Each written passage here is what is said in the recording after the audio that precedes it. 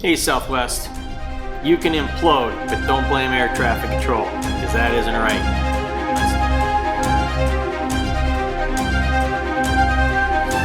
A couple weeks back, Southwest gave an excuse that we used to hear all the time, but we haven't heard in quite some time. The awful air traffic delay. Well, the FAA let it slide. Okay, I used to hear a lot of that. But then over the weekend, they pushed back. That was enough. They'd had enough of Southwest. That it wasn't about staffing shortages and things like that. It was about Southwest being out of position. Pretty big deal for the FAA to handle this kind of thing through Twitter and social media. But Southwest is simply imploding. Last week, that week, they canceled and had officially delayed over half their flights. What's happening here?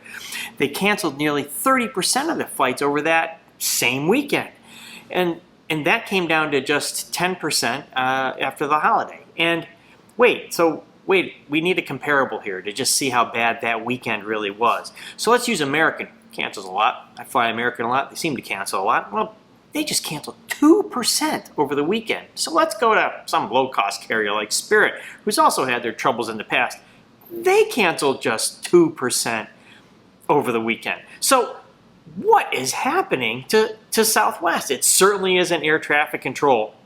And sorry, it isn't about the recovery either. I'm not buying that after 18 months. Had plenty of time to plan this stuff out. There's some speculation that it maybe was COVID requirements at Southwest. Not buying that either. This is not an isolated incident. Southwest has had an incredibly difficult year. The airline has had the worst on-time performance and the greatest percentage of canceled flights of any major airline over the summer. Southwest promised to address the issues. They obviously haven't. Maybe they forgot to post the new schedule that they were supposed to do. Just forgot to post it, maybe. That's why it's all screwed up. Who knows? Hey, next-gen Metroplexes, traffic flow programs are not going to fix the problems that are happening at Southwest. Something big is happening, and they operate differently. They operate a little bit outside the norm of those major airlines. Maybe that's the issue, and we just haven't noticed it before. They run a point-to-point system rather than a hub-and-spoke model.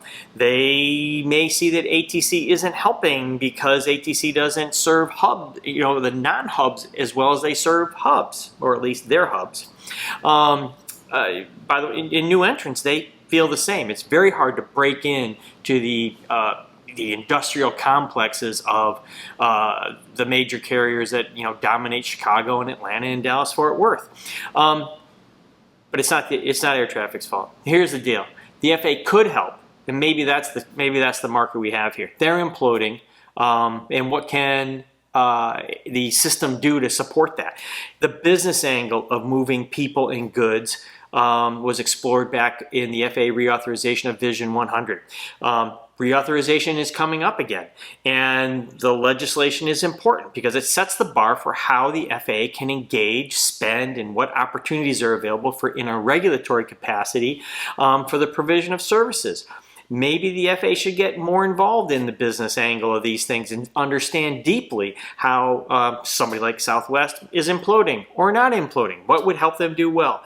Maybe that's the last step of traffic flow. Instead of just blops and dips and delay time frames of up to 15 minutes, maybe it's about economics of how you move people and goods.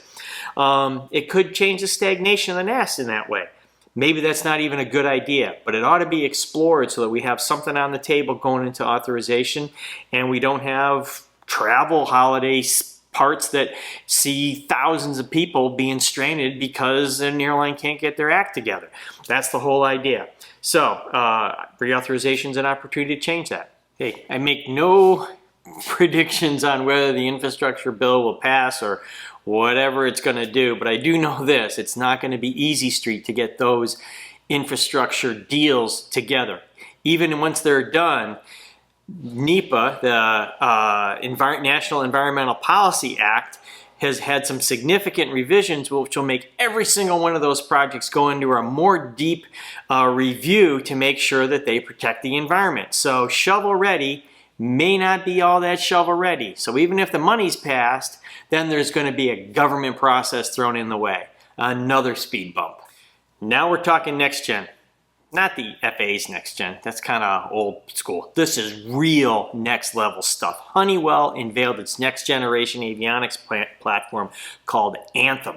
And it is the first cloud connected avionics suite designed to serve all the aviation segments. This is the first major overhaul for an avionics architecture in over 2 decades by Honeywell. This is really awesome stuff. The system has full-time connectivity for all things like monitoring, remote customizing of the flight deck displays, new capabilities for uploading and creating new flight plans, all the kind of cool stuff that are supposed to happen, as well as being designed with the highest level of cybersecurity protocols. The whole thing's proprietary and third-party apps are not allowed yet.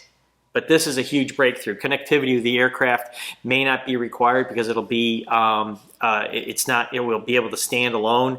ATC and other suppliers just need to connect with what Honeywell calls its Forge system. It's their version of Microsoft Azure to keep everything secure. And insert mic drop here. Datacom. It has Datacom without the Datacom hassle. So, hey, super stuff coming along. It's all in the avionics platform, center, the brains of the aircraft, and looking forward to see it in operation.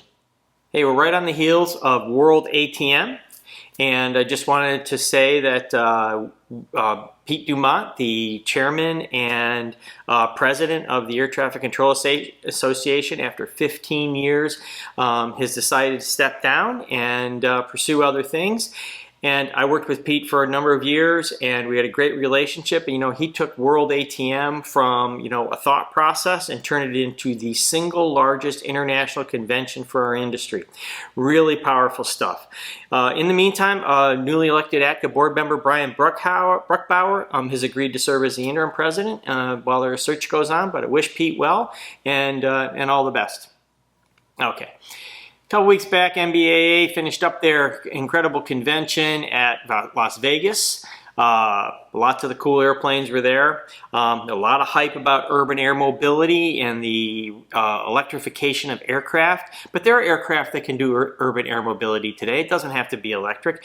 And NBA is showing off that in partnership with Blade. They are actually walking the walk. They ran a shuttle for convention participants between the Las Vegas Convention Center and NBA static display at Henderson Airport, which is about 15 miles away. And Blade was going to use an Airbus EC-130, which carries 6 passengers. For $99 each way, you can avoid the traffic on the strip. So if you want to check out your Gulfstream 700 over there at Henderson, probably don't care about the $99 charge, but you can check out the G700, which starts at around $75 million, and then hop back to the convention center to see what kind of leather you're going to put in it. This is what UAM is all about. Moving quickly around the city, maybe not the supreme levels of those that maybe can afford a G700. I'd like to be able to do it myself someday. We'll see a transition to aircraft that can actually make that an affordable option for us and use electric so it's quiet for everybody. But NBA had a showcase for how this can work and sort of the prospects of how you can move around the city quickly and at a reasonable price. Thanks for walking the walk. Oh, I'm very disappointed. I am kind of a Red Bull Formula One race fan, having raced with Honda engines before. They are the engine supplier for Red Bull, and they have decided to leave Formula One. That happens next year. It provided them a bunch of money back into the company to do other things. Well, here's the bright side of that story. They are going to invest at least some of that money into urban air mobility. And don't forget, Honda makes business jets already. They are going to join the ranks of other transportation manufacturers with their own eVTOL for inner-city travel. The differentiator is that they're going to use a gas turbine hybrid. Sounds a little bit like a Formula One engine, which will provide up to almost 250 miles of range right now. This is kind of super important because these are the people that can really build things at scale. Honda, General Motors also entered the eVTOL game, but they don't have any aviation experience like Honda does. Toyota is a supporter of Joby Aviation. Again, massive scale, global scale, ability to do great things with advanced materials and propulsion, but no aviation experience. Honda's making a jet that is actually FAA certified and certified around the world. They know what they're getting into about how to build, how to certify, and how to sell those airplanes. They have global manufacturing capability. This is a powerful combination and really good for the future prospects of urban air mobility.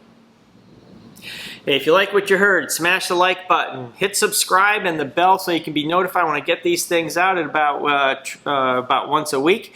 And hey, let me know who your favorite Formula One team is. Who do you follow? I'll talk to you next time.